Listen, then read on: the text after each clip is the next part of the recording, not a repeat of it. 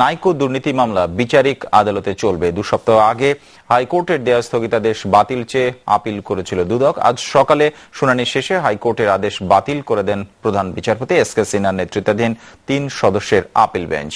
নাইকোর সঙ্গে অস্বচ্ছ চুক্তির মাধ্যমে রাষ্ট্রের প্রায় 14,000 কোটি টাকার ক্ষতি সাধন এবং দুর্নীতির অভিযোগে 2007 সালে বিএনপি চেয়ারপারসন খালেদা জিয়া সহ 5 জনের বিরুদ্ধে মামলা করে দুদক।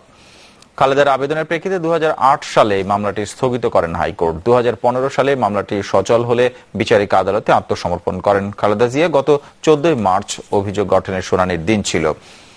ওদিকে মামলা স্থগিতের আবেদন নিয়ে উচ্চ আদালতে যান খালেদা জিয়া। যুক্তি দেখান যুক্তরাষ্ট্রের ওয়াশিংটনে সালিশি আদালতে পেট্রোবাংলা বাপেক্সের সঙ্গে নাইকোর চুক্তি সংক্রান্ত বিরোধের মামলা চলছে। বিষয়টি নিষ্পত্তি না হওয়া পর্যন্ত বিচারিক আদালতে মামলাটি চলতে পারে না। একই যুক্তিতে অপর আসামি ব্যারিস্টার মওদুদ আহমদ স্থগিত চেয়ে সফল হন। এরই ধারাবাহিকতায় মামলার উপর স্থগিতাদেশ পান খালেদা জিয়া। আপনারা জানেন বেগম খালেদা জিয়া নাইকো দুর্নীতি মামলার বিচারিক আদালতে 2টো আদেশকে চ্যালেঞ্জ করে হাইকোর্টে একটা ফৌজদারি রিভিশন মামলা করেছিলেন। গত 7ই মার্চ হাইকোর্ট ডিভিশনের একটা ডিভিশন বেঞ্চ রুল দিয়েছিলেন, মামলার কার্যক্রমে স্থগিত করেছিলেন। আমরা সেই আদেশের বিরুদ্ধে মহামান্য সুপ্রিম কোর্টে আপিল বিভাগে গেলাম।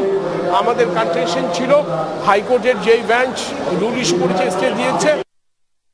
নাইকো দুর্নীতি মামলার বিষয়ে আজকের আপডেট সম্পর্কে জানতে সহকর্মী রাব্বি সিদ্দিকীর কাছে যাচ্ছি। তিনি সরাসরি যোগ দিচ্ছেন হাইকোর্ট থেকে এই মুহূর্তে। রাব্বি, হাইকোর্টে এর আগে যুক্তরাষ্ট্রের সালিশি আদালতে এই বিষয়ে মামলা চলমান থাকার যুক্তির কথা বলা হয়েছিল, সেই প্রেক্ষিতে স্থগিত হয়েছিল মামলার কার্যক্রম। তো আজ শুনানিতে আপিল বিভাগ সিদ্ধান্ত দিয়েছে, ঠিক কি বিষয়গুলো বলেছেন তারা?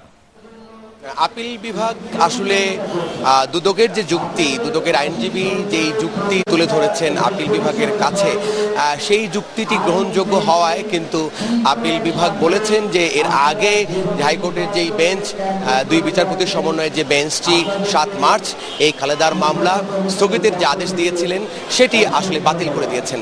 এক্ষেত্রে আপিল বিভাগের বক্তব্য হচ্ছে জোহা যে এই যে বেঞ্চটি এরকম একটি আদেশ দিয়েছে, সেই বেঞ্চটির এখতিয়ার নাই এইরকম আদেশ দেয়ার। আপনি জানেন যে এক একটি বেঞ্চের কিন্তু কিছু কাজের কিছু সীমা থাকে, কিছু নির্দেশনা থাকে। সেই নির্দেশনা কিন্তু ওই বেঞ্চটি পালন করেনি এবং সে যে গ্রাউন্ডে এই মামলাটি স্থগিত করেছে সেই গ্রাউন্ডই আসলে সঠিক ছিল না। সেই কারণেই কিন্তু প্রধান বিচারপতির নেতৃত্বে 3 সদস্যের যে আপিল বেঞ্চ, সেই বেঞ্চ 7ই মার্চের যে আদেশটি সেটিকে বাতিল বলে ঘোষণা করেছে। একই সঙ্গেই মামলাটি চলবে বিচারিক আদালতে এবং আপনি জানেন যে অভিযোগ গঠনের পর্যায়ে আর কদিন পরে কিন্তু মামলাটির অভিযোগ গঠন করা হবে। সেক্ষেত্রেই মামলাটি একটি চূড়ান্ত পরিণতির দিকে এসে যখন এরকম একটি সিদ্ধান্ত আসে সেটিতেও বিচারপতি কিছুটা ক্ষোভ প্রকাশ করেছেন। অর্থাৎ বিচারিক আদালতে মামলাটি চলবে। রাব্বি সিদ্দিকী, আপনাকে ধন্যবাদ আজকের আপডেটের জন্য। সিলেটের মেয়র আরিফুল হক চৌধুরীকে সাময়িক বরখাস্তের আদেশ স্থগিত করে হাইকোর্টের দেয়া আদেশ বহাল রেখেছেন আপিল বিভাগ। প্রধান বিচারপতি এসকে সিনহার নেতৃত্বাধীন 3 সদস্যের আপিল বেঞ্চ আজ সকালে এই আদেশ দেন। সাবেক অর্থমন্ত্রী কিবরিয়া হত্যা মামলায় সিলেটের বিএনপি নেতা আরিফুলের বিরুদ্ধে অভিযোগপত্র গৃহীত হয় 2015 সালের 7 জানুয়ারি। স্থানীয় সরকার বিভাগ তাকে সাময়িক বরখাস্ত করে। এর বৈধতা চ্যালেঞ্জ করে রিট করেন আরিফুল। গত 13ই মার্চ আরিফুলের সামরিক বরখাস্তের আদেশ 6 মাসের জন্য স্থগিতের পাশাপাশি মেয়র হিসেবে দায়িত্ব পালনে বাধা না দেওয়ার নির্দেশ দেন হাইকোর্ট। ওই আদেশ স্থগিত চেয়ে চেম্বার আদালত ঘুরে আপিল বিভাগে যান রাষ্ট্রপক্ষ। আজ এ বিষয়ে শুনানিতে আদালত নো অর্ডার দেন। মামলার 1.5 বছরেও আলোচিত বেসিক ব্যাংক থেকে 4.5 কোটি টাকা আত্মসাতের চার্জশিট চূড়ান্ত করতে পারেনি দুর্নীতি দমন কমিশন দুদক। এক্ষেত্রে দ্বিধাদ্বন্দ্ব আছে ব্যাংকের সাবেক চেয়ারম্যান আব্দুল হাই বাচ্চুর নাম চার্জশিটে যুক্ত করা নিয়ে। তবে দুদক চেয়ারম্যান জানিয়েছেন প্রমাণ থাকলে রেহাই পাবেন না বাচ্চু। শিগগিরই তদন্ত রিপোর্ট দেওয়া হবে বলে আশাবাদী তিনি। রিপোর্ট আলমগীর স্বপনের। সোনালী ব্যাংকের হলমার্ক কেলেঙ্কারির পরে ঋণের নামে অর্থ লোপাটের বড় ঘটনা ঘটেছিল বেসিক ব্যাংকে। আত্মসাৎ করা হয়েছিল প্রায় 4.5 কোটি টাকা।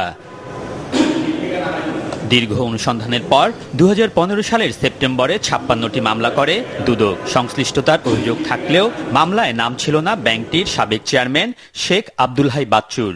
তদন্তে বিষয়টি খতিয়ে দেখা হবে বলা হলেও গত প্রায় 1.5 বছরে তদন্তই শেষ হয়নি দুদকের। জিজ্ঞাসাবাদ করা হয়নি আব্দুল হাই বাচ্চুকে। দুদকের এই দীর্ঘসূত্রিতা নিয়ে প্রশ্ন আছে অর্থমন্ত্রীরও। তবে দ্রুতই চার্জশিট দেওয়ার কথা বলছেন দুদক চেয়ারম্যান। আমি যতটুকু জেনেছি খুব সহজে আপনারা এই বিষয়ে চার্জশিট বা রিপোর্ট দেখতে পাবেন। আমাদের কাছে যদি আসে আমরা সেটা বিচার বিশ্লেষণ করব। বেসিক ব্যাংকের 56 মামলার 16টির সাক্ষ্য স্মারক সহ অগ্রবর্তী প্রতিবেদন চূড়ান্ত হয়েছে। এরই মধ্যে এসব মামলায় গ্রেফতার হয়েছেন ব্যাংক কর্মকর্তা, ব্যবসায়ী সহ 22 থেকে 23 জন। তদন্তে অর্থ আত্মসাতে আব্দুল হাই বাচ্চুর যোগসাজশের তথ্য রয়েছে বলে জানা গেছে। তবে এখনও তার জড়িত থাকার বিষয়টি চূড়ান্ত করেনি দুদক।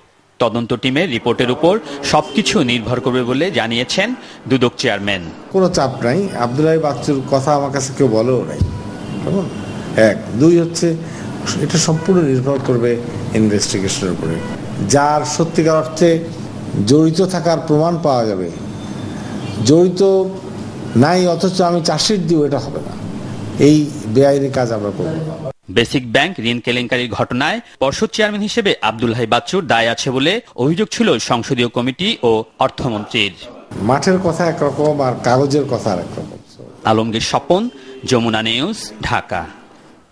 লন্ডনে ব্রিটিশ পার্লামেন্ট ভবনের কাছে সন্ত্রাসী হামলায় নিহতের সংখ্যা বেড়ে দাঁড়িয়েছে 5 জনে, যাদের মধ্যে এক হামলাকারী রয়েছে। আহত হয়েছেন অন্তত 40 জন। হামলাকারীর পরিচয় পুলিশ নিশ্চিত করলেও এ সম্পর্কে এখনো বিস্তারিত কিছুই জানায়নি কর্তৃপক্ষ। হামলার ঘটনায় বিশ্বজুড়েই নিন্দার ঝড় উঠেছে। সন্ত্রাসবাদের কাছে মাথা নত না করার ঘোষণা ব্রিটিশ প্রধানমন্ত্রী থেরেসা মের।